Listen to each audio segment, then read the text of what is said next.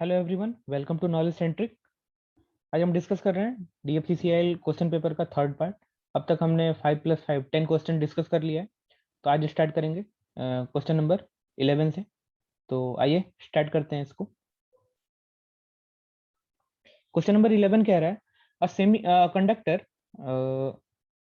Of 0.5 mm diameter.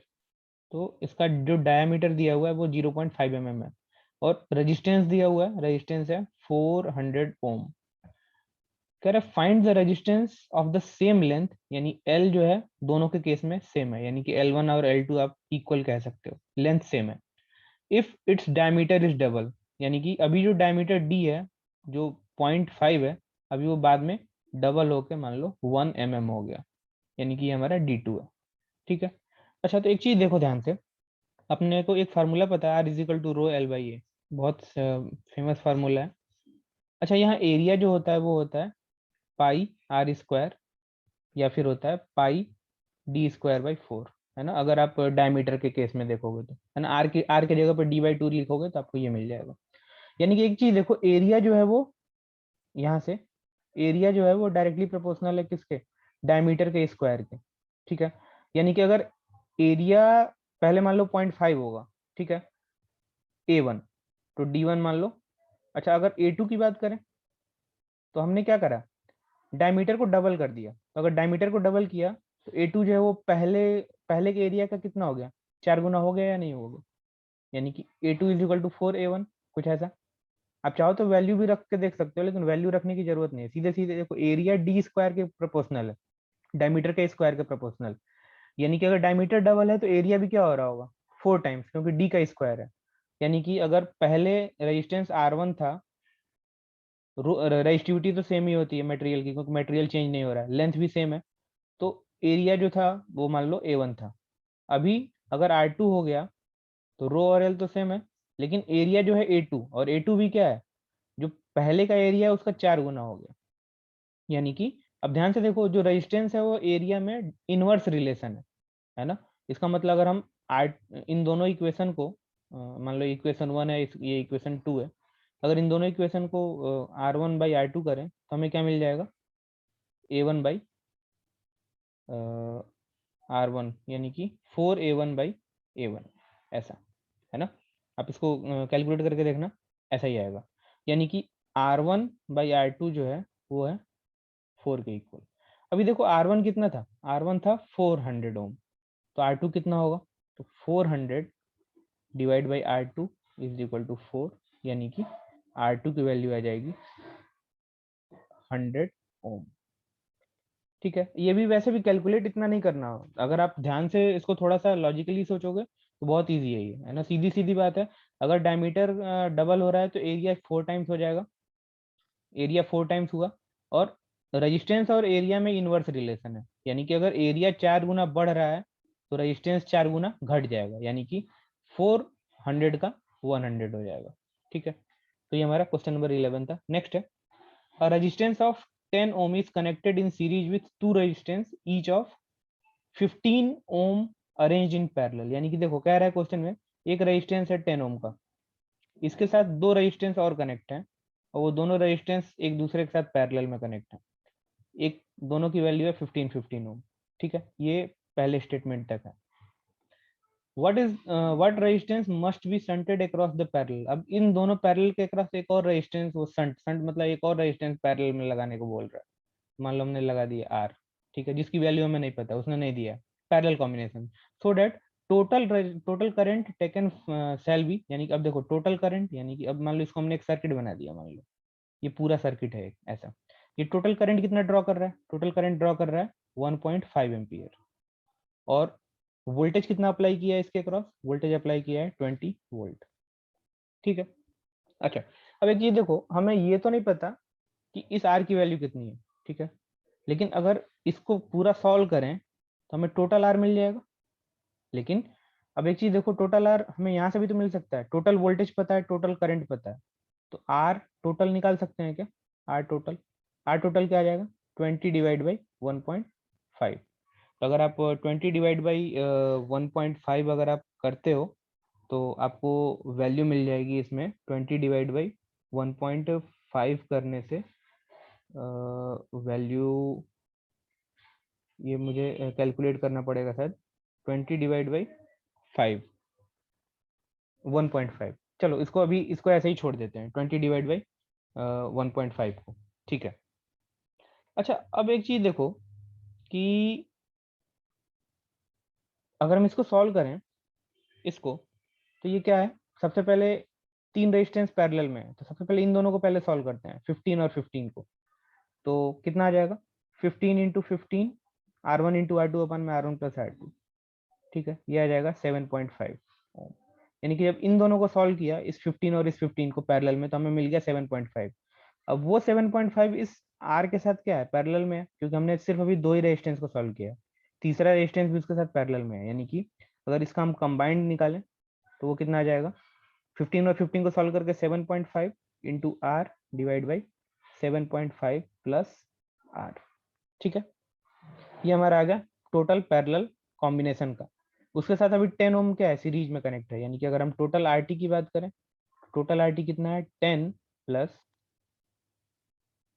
7.5 R divide by 7.5 plus R, ये हमारा total RT है। अब यहाँ से हमें टोटल आरटी यहाँ से भी कैलकुलेट करना है, 20 डिवाइड बाई 1.33 से, ठीक है, 1.5 से। तो जब आप इसको सॉल्व करोगे तो आपको मिल जाएगा अप्रॉक्सीमेटली 13.33, ठीक है ओम। ये आप एक बार कैलकुलेशन चेक कर लेना, ठीक है। 20 डिवाइड बाई 1.5, ये आपको मिल जाएगा 13.33। अच्छा देखो, हमने जब इसको सॉल्व किया इस टोटल रेजिस्टेंस को, तो हमारा इक्वेशन कुछ ऐसा है, 10 plus 7.5 R divide by 7.5 plus R, और total voltage divide by total current करने से हमें टोटल रेजिस्टेंस मिला। इन दोनों को इक्वेट करें, इक्वेट करेंगे तो क्या आएगा, देखो टोटल रेजिस्टेंस है 10 plus 7.5 R divide by 7.5 plus R, और इसकी वैल्यू कितनी है, 13.33। इस 10 को इधर ले जाएं तो क्या क्या आ जाएगा, 7.5 R is equal to 7.5 plus R और इंटू 3.33। अब इसको आप मैनिपुलेट करके इसको सॉल्व करोगे आप, तो आपको आर की वैल्यू मिल जाएगी अप्रॉक्सीमेटली 5.98 या फिर अप्रॉक्सीमेटली 6। अगर आपको कैलकुलेशन में कोई प्रॉब्लम हो तो आप कमेंट बॉक्स में लिखना, बहुत ईजी है। सीधे सीधे देखो, मैंने इस 10 को इधर ले गया तो 13 में से 10, 13.33 में से 10 माइनस किया तो कितना बच गया, 3.33। और ये 7.5 इंटू आर को इधर क्रॉस मल्टीप्लाई कर दिया। आप इसको सिंपली इसमें मल्टीप्लाई करना दोनों को, आपको मिल जाएगा आर की वैल्यू, ठीक है। आप इसको एक बार सॉल्व करके देखना, इजी है, ठीक है। नेक्स्ट है the value of admittance parameter, Y parameter y12। तो सबसे पहले वाई पैरामीटर कहता क्या है, वाई पैरामीटर में i1 is equal to v1 y11 plus v2 y22, ठीक है, 12 सॉरी, y12, ठीक है। ऐसे ही i2 के लिए, अगर i2 के लिए देखोगे तो i2 के लिए आ जाता है v1 y12 plus v2 y22। तो अभी हमें सिर्फ ये वाले इक्वेशन से ही काम चल जाएगा। अब देखो यहाँ पे जो करंट है, ये i1 करंट है इधर, ये 5 ओम है, ये हमारा 20 ओम है, ठीक है, और ये हमारा है v2। अच्छा यहाँ पे E1 है, तो E1 को मैंने V1 और V2 लिखा हुआ है ना, थोड़ा सा ध्यान रखना। और ये हमारा, तो देखो अगर यहाँ का वोल्टेज V1 है, ठीक है, तो यहाँ का वोल्टेज भी कितना होगा, V1। यहाँ का वोल्टेज V2 है, तो यहाँ का वोल्टेज भी कितना है, V2। अब सिंपल है, देखो ये इस वाले नोड पे हम क्या कर रहे हैं, KCL लगा रहे हैं। इस वाले नोड पे अगर हम KCL लगाएं, ध्यान से देखो, मैं इस वाले नोड को बना रहा हूँ फिर से, चलो मैंने पूरा ही बना दिया, कोई नहीं, ठीक है। ये हमारा V2, ये है V1, इधर से करंट आ रहा है I1, इधर से करंट आ रहा है I2, ये रेजिस्टेंस है 5, ये रेजिस्टेंस है 10 और ये रेजिस्टेंस है 20, ठीक है। इस वाले नोड पे मैं वोल्टेज KCL लगा रहा हूँ, किरचॉफ करंट लॉ, या नोड एनालिसिस कह लो। तो यहाँ से देखो, यहाँ से करंट मैंने अपने मन से क्या कर लिया कि सारा करंट आउट गोइंग है, लेट अस सपोज। तो क्या आया, V1/5 plus V1 minus V2/20 अब यहाँ पे करंट क्या है, मैंने इस डायरेक्शन में माना है और करंट इधर अपोजिट डायरेक्शन में, यानी कि -I1 इज इक्वल टू 0। या फिर यहाँ से अगर हम कैलकुलेट करें तो I1 की वैल्यू कितनी है, V1/5 plus V1/20 minus V2/20, कुछ ऐसा ही तो है। मैंने बस इन इसको अलग अलग लिख लिया, V1/20 माइनस V2/20, ठीक है। अच्छा देखो, हमें मतलब क्या, मैंने ऐसा किया क्यों, इसको सॉल्व करने की जरूरत नहीं, क्योंकि हमें क्या चाहिए, V2 का जो कोफिशियंट है वही हमारा Y12 है। तो V2 का कोफिशियंट क्या है, V2 का कोफिशियंट है क्या, -1/20, यही तो कोफिशियंट है V2 का। V2 के साथ क्या लिखा हुआ है, -1/20, और हमें पता है y पैरामीटर में क्या होता है, I1 is equal to V1 Y11 plus V2 Y12, और हमें यही चाहिए, Y12 चाहिए। तो V2 के साथ 1/20 है माइनस के साथ, जब इसको सॉल्व करोगे तो आपको मिल जाएगा -0.05 यूनिट होती है एडमिटेंस की महो। तो हमारा ये जो करेक्ट आंसर है वो फर्स्ट है, ठीक है। अच्छा, नेक्स्ट कह रहा है कि for the circuit shown in the figure value of voltage, इसके अक्रॉस, ये इंडक्टर है और इंडक्टर की जो वैल्यू है वो है 1 हेनरी।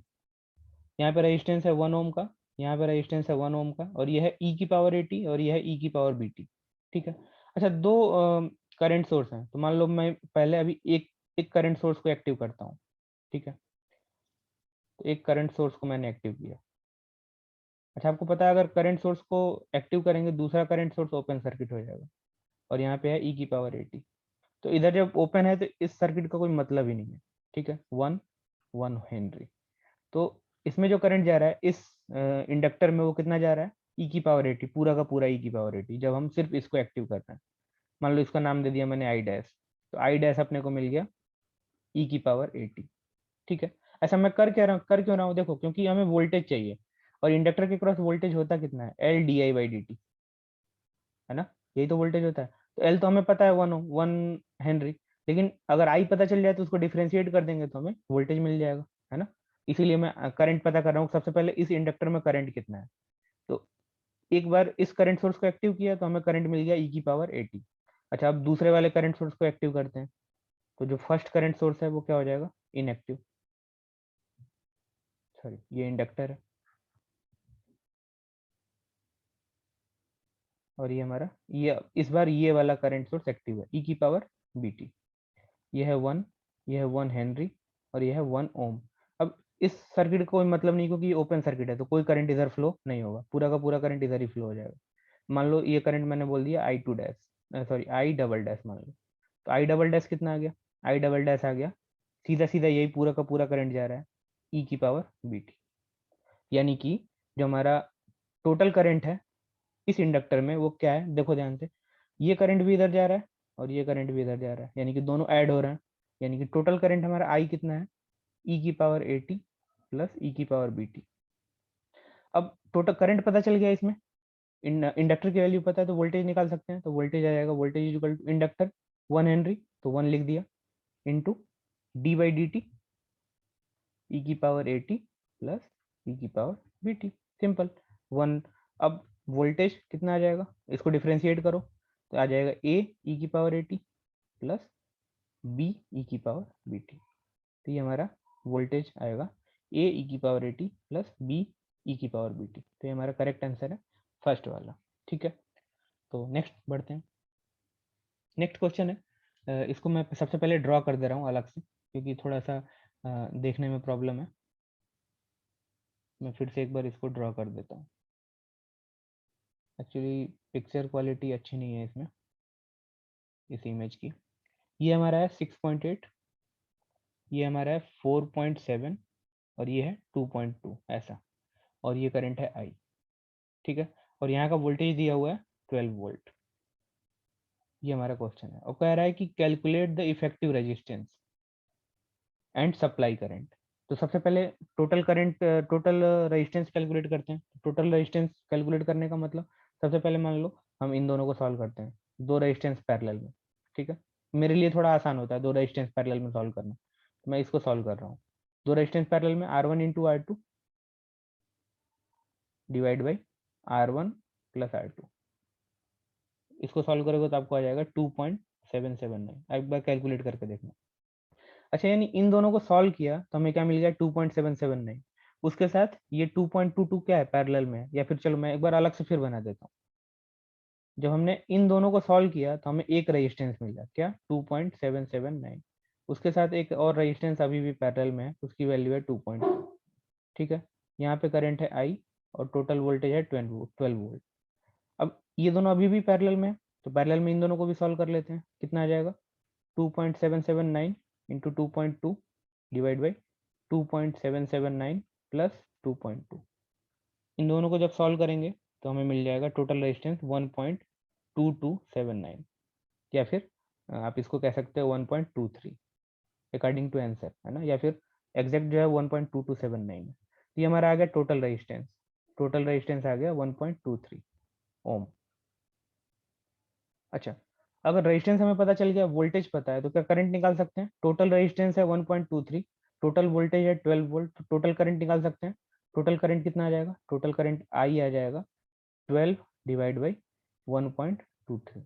तो ये आपको जब इसको सॉल्व करोगे आप, तो आपको मिल जाएगा ये करंट अप्रॉक्सीमेटली 9.772 कुछ ऐसा, है ना। यानी कि ये जो ऑप्शन है हमारा वो करेक्ट ऑप्शन है।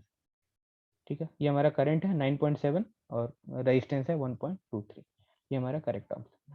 तो आई होप आपको इसमें कोई प्रॉब्लम नहीं होगी। अगर कोई प्रॉब्लम है तो आप इसको कमेंट बॉक्स में लिखिएगा, उसको नेक्स्ट लेक्चर में हम देखने की कोशिश करेंगे। ठीक है, फिर मिलते हैं नेक्स्ट लेक्चर में। Thank you.